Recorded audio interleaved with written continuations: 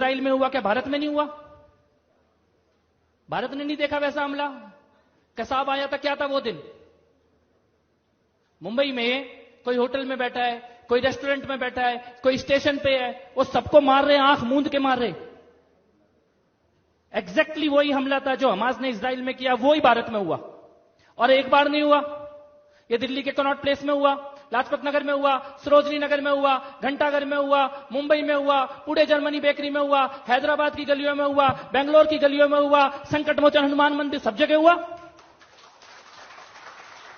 और हमारे देश में तो क्या हो गया था, वो बस में लिखा होता था अपनी सीट के नीचे देखिए कोई भी लवारिस वस्तु बम हो सकती है। तो तेरे प्रधानमंत्री की सीट के नीचे क्यों नहीं हो सकती थी?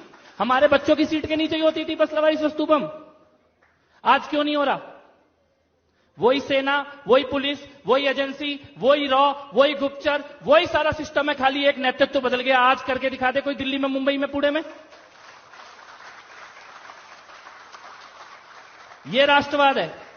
और मैं ये कहना चाहता हूं कि कोई गलतफहमी में मत रहना कि जो इजराइल में हुआ वो पहली बार हुआ या आखिरी बार हुआ।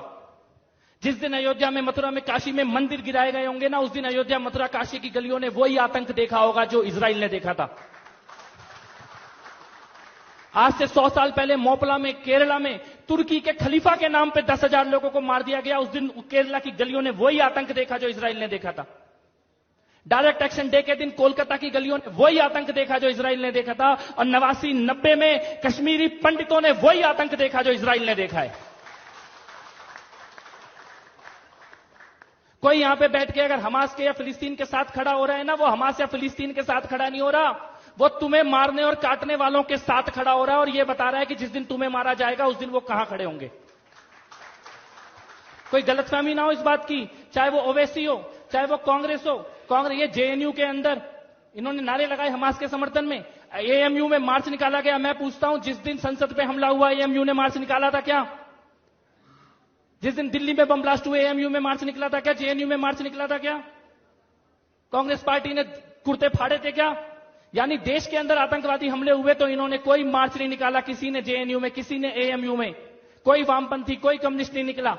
लेकिन वो गजा में, वो फिलिस्तीन में आता, इजराइल बदला ले रहा है तो तुम्हारे कुर्ते फट रहे हैं। किसके सगे हो? किसके सगे हो? किसके साथ खड़े हो?